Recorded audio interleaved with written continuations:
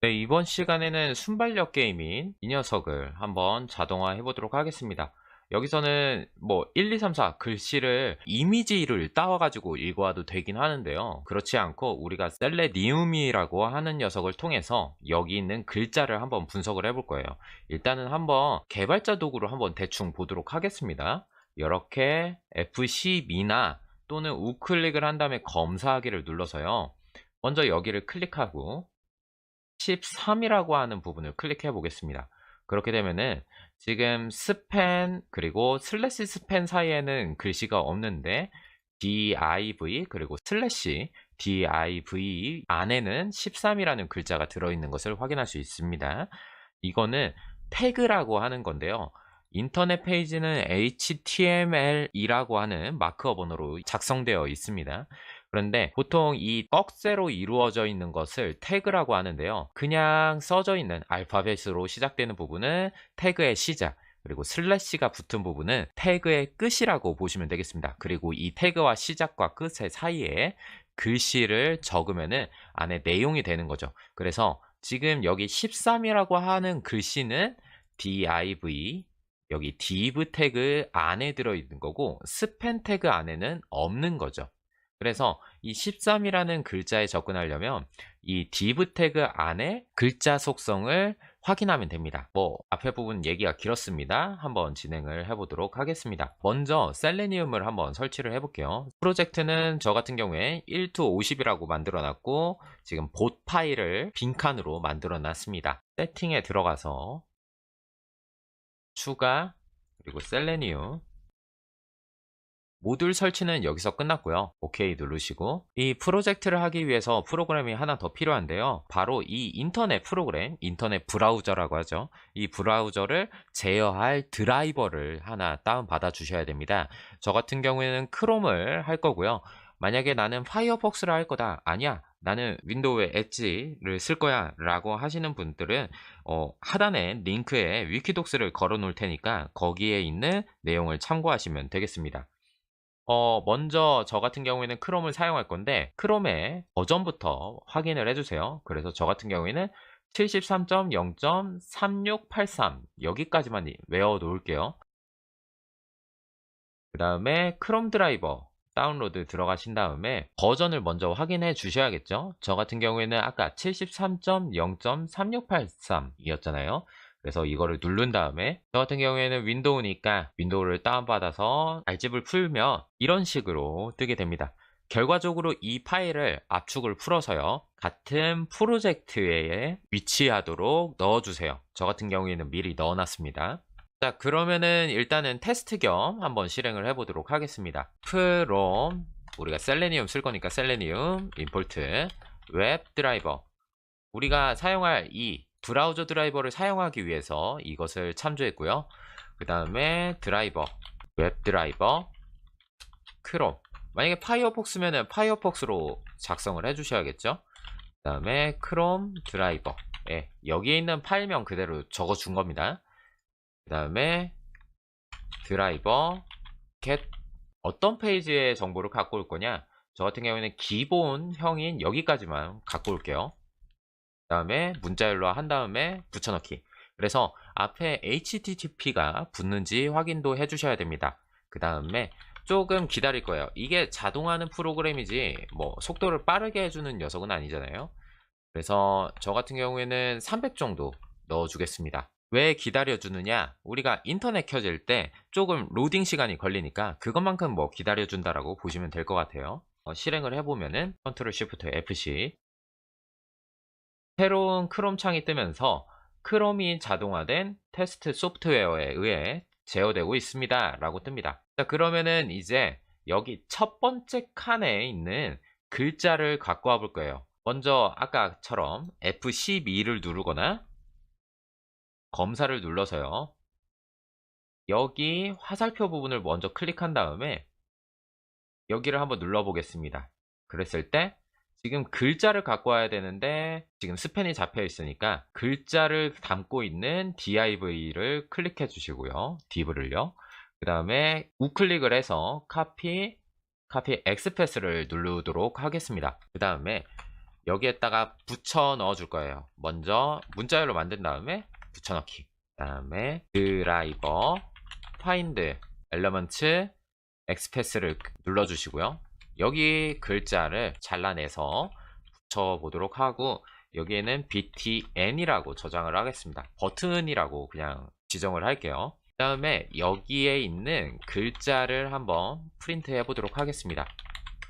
지금 btn이라고 하는 변수에는 뭐가 들어있냐면요, 여기에서 여기까지가 들어있는 거예요.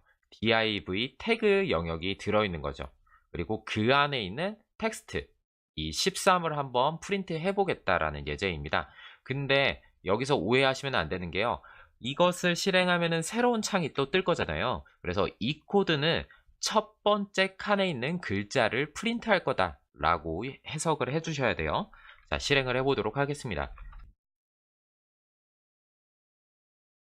네, 23이 떴죠. 왜냐하면은 첫 번째 칸에 23이 들어있으니까요. 자, 이제 끄고요. 자, 그러면은 우리가 해야 될 거는 모든 칸에 글자를 가져와야 되는 거잖아요. 그래서 원래 우리가 이 방식대로 하려면은 여기에 있는 숫자를 1부터 25까지 계속 바꿔가면서 포문을 작성해야 되는데, 여기에 S를 붙이고 여기에다가 별을 붙여서 모든 버튼들을 갖고 올 수 있습니다. 정확히는 모든 버튼에 해당하는 여기 div 태그, div 태그, div 태그들을 전부 다 가져오는 거죠. 자, 그런데 그렇게 되면은 이런 식으로 접근을 못하죠. 포문으로 한번 작성을 해보도록 하겠습니다. for btn in btns 하나씩 다 가져오는 거잖아요. 그것들이 리스트로 돼 있고, 그래서 먼저 여기서 btns가 뭔지 한번 출력을 해보고, 그 다음에 print btns의 0번 인덱스에 텍스트를 한번 갖고 와 볼 거고요. 그 다음에 한번 프린트를 더 넣어주고, 모든 버튼들에서 하나씩을 꺼내온 다음에 그 글자를 한번 프린트 해보도록 하겠습니다. 실행을 해보면요, 처음에는 어떠한 리스트가 뜨죠. 이거의 개수는 세어보시면 아시겠지만은 컴마 기준으로 세어보면은 총 25개가 나옵니다. 이렇게 랭스를 한번 찍어 보셔도 되고요. 그 다음에 0번 인덱스에 접근한 다음에 글자를 뽑아냈더니 8이라고 나왔죠. 여기 화면에서도 숫자 8이 뜨고 있습니다. 자, 그 다음에 이거를 이용해서 포문을 작성을 했죠. 포문을 작성을 해서 8, 21, 1, 29 이런 식으로 다 떴습니다. 결국에 이 별이 뭐냐면요, 여기에는 어떤 글자가 또는 어떤 숫자가 들어가도 상관없다, 규칙을 정해주는 거예요. 만약에 여기에다가 1이라고 넣고 했으면 하나밖에 안 가져와 졌겠죠. 하지만은 여기에다가 2도 들어갈 수 있고 3도 들어갈 수 있고, 우리가 해야 될 거는 25까지 다 들어가야 되잖아요. 그래서 여기 부분을 어떤 숫자가 들어가도 이런 형태가 되면은 가져와라, 다 가져와, 패턴으로 검사를 하는 거죠. 그래서 이런 식으로 하면은 모든 버튼을 다 가져올 수 있습니다. 자, 그러면은 이제 여기 부분은 주석 처리하고요. 우리가 결국에 해야 될 게 이 값을 확인을 해서 클릭을 해야 되는 거잖아요. 클릭을 대신하게 만들어야 되는 거잖아요. 그래서 이 값이 만약에 1이라면 if 넣어야겠죠. 그러면은 이 부분을 클릭해라. 셀레니움으로 가져온 HTML 속성들은요, 우리가 거기에다가 클릭을 할 수도 있고요, 어떠한 값을 입력도 할 수 있습니다. 근데 여기서는 클릭만 사용할 거니까 클릭을 사용할게요. 지금 코드는 뭐냐면은, 만약에 버튼의 글자가 1이라면 그 해당 부분을 클릭해라, 이렇게 해석할 수 있겠습니다. 실행을 해볼게요. 1이 방금 사라졌죠? 이런 식으로 우리가 계속 1, 2, 3, 4, 5, 6, 7, 8 이렇게 클릭을 하게끔 만들어 볼게요. 자, 그러면은 이제 필요 없는 부분을 좀 지우도록 하겠습니다. 일단 이 부분, 우리가 지금까지 작성했던 부분을 함수로 만들도록 하겠습니다. 그래서 클릭 버튼 하고 여기 부분을 다 영역을 넣어 줄게요. 그 다음에 여기 부분이 계속 바뀌어야 되는 거잖아요. 1, 2, 3, 4, 5, 6, 7, 8. 그래서 여기 부분은 그냥 간단하게 하기 위해서 전역 변수로 하겠습니다. 현재 찾아야 될 숫자. 그래서 num이라는 변수에다가 넣어 줄게요. 그 다음에 이 num을 여기서 사용을 해야 되니까 str num 문자열로 바꿔 주겠습니다.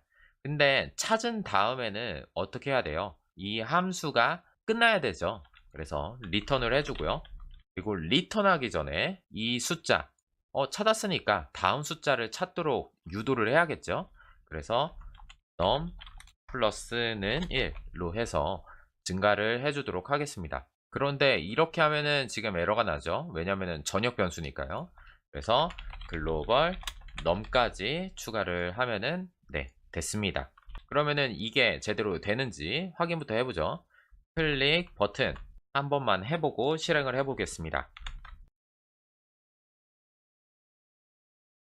똑같이 1이 사라졌죠.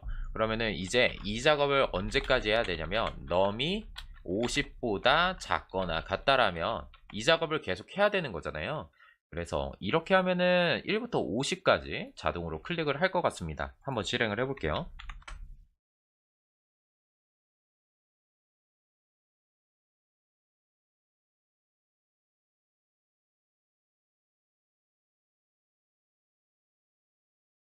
네, 6.051. 굉장히 빨리 나왔네요. 좀 과정을 보기 위해서 여기 부분을 한번 코드를 좀 추가를 하도록 하겠습니다. 속도는 좀 느려지겠지만은 우리가 공부를 하기 위해서니까요. tn.text 지금 검사하고 있는 글자가 뭐냐, 그 다음에 계속 엔터로 보면은 좀 힘드니까 마무리를 엔터가 아닌 역/t 즉 탭키를 넣어서 확인을 해 보도록 하겠습니다. 그 다음에 찾았다라는 느낌으로 true를 프린트 true를 해줄게요. 실행을 해보면은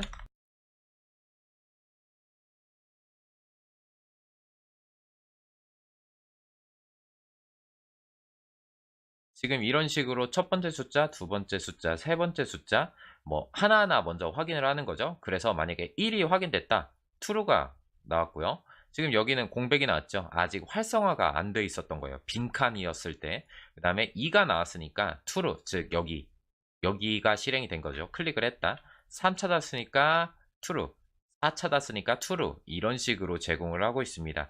사실 이게 좋은 방법은 아니에요. 왜냐면은 1에서 지금 6번째에서 찾았잖아요. 그러면은 여기까지는 안 변한단 말이죠. 그래서 이 부분은 건너뛰고 새롭게 이게 데이터가 뜬 자리부터만 확인하면 됩니다. 만약에 그 전에 2가 있다라면 바로 들어가면 돼요. 지금 작업은 하나 맞추고 모든 글자 다시 한번 다 갖고 오고, 하나 맞추고 다시 한번 모든 글자 확인하고, 하나 맞추고 모든 글자 다 갖고 오고, 지금 되게 불필요한 작업을 하고 있는데 이 작업을 개선시키는 방향을 여러분들이 한번 도전해 보시면 좋을 것 같습니다.